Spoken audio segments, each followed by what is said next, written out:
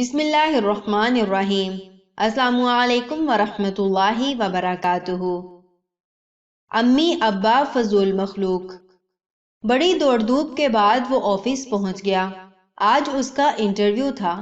وہ گھر سے نکلتے ہوئے سوچ رہا تھا، اے کاش آج میں کامیاب ہو گیا تو فوراً اپنے پشتینی مکان کو خیرباد کہہ دوں گا اور یہیں شہر میں قیام کروں گا۔ امی اور ابو کی روزانہ کی مغزماری سے جان چھڑا لوں گا۔ صبح جاگنے سے لے کر رات کو سونے تک ہونے والی مغز ریزی سے اکتا گیا ہوں، بیزار ہو گیا ہوں۔ صبح غسل خانے کی تیاری کرو تو حکم ہوتا ہے، پہلے بستر کی چادر درست کرو، پھر غسل خانے جاؤ۔ غسل خانے سے نکلو تو فرمان جاری ہوتا ہے، نل ٹھیک سے بند کر دیا، تولیہ صحیح جگہ پر رکھا ہے یا یوں ہی پھینک دیا۔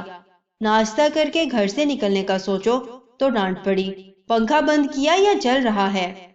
کیا کیا سنے یار، نوکری ملے گی تو گھر چھوڑ دوں گا۔ آفس میں بہت سے امیدوار بیٹھے باس کا انتظار کر رہے تھے۔ 10 بج گئے تھے۔ اس نے دیکھا پیسیج کی لائٹ ابھی تک چل رہی ہے۔ امی یاد آ گئی تو بتی بجھا دی۔ آفس کے دروازے پر کوئی نہیں تھا۔ بازو میں رکھے واٹر کولر سے پانی رس رہا تھا، اس کو بند کر دیا۔ والد صاحب کی ڈانٹ یاد آ گئی تھی۔ بورڈ لگا تھا، انٹرویو دوسری منزل پر ہوگا۔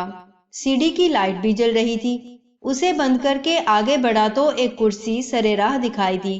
اسے ہٹا کر اوپر گیا، دیکھا پہلے سے موجود امیدوار اندر جاتے اور فوراً واپس آ جاتے تھے۔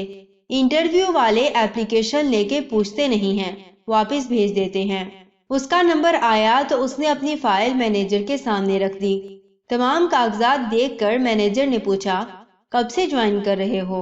ان کے سوال پر اسے یوں لگا جیسے آج 1 اپریل ہو اور وہ اسے پھول بنا رہے ہوں۔ مینیجر نے محسوس کر لیا اور کہا، اپریل فول نہیں، حقیقت ہے۔ آج کے انٹرویو میں کسی سے کچھ پوچھا ہی نہیں ہے، صرف سی سی ٹی وی میں تمہارا برتاؤ دیکھا ہے۔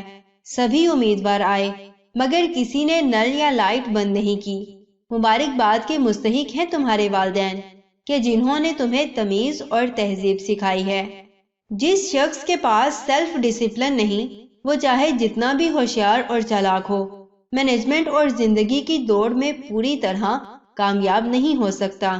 یہ سب ہو جانے کے بعد اس نے پوری طرح یہ طے کر لیا کہ گھر پہنچتے ہی امی اور ابو سے معافی مانگے گا اور انہیں بتائے گا کہ آج اپنی زندگی میں پہلی آزمائش میں ان کی چھوٹی چھوٹی باتوں پر روکنے اور ٹوکنے کی وجہ سے اس نے جو سبق سیکھا ہے، ان باتوں کے مقابل اس کی ڈگری کی کوئی قیمت نہیں ہے۔ زندگی کے سفر میں تعلیم ہی نہیں، تہذیب کا اپنا مقام ہے۔ جزاکم اللہ خیر و احسن الجزا۔ السلام علیکم ورحمۃ اللہ وبرکاتہ۔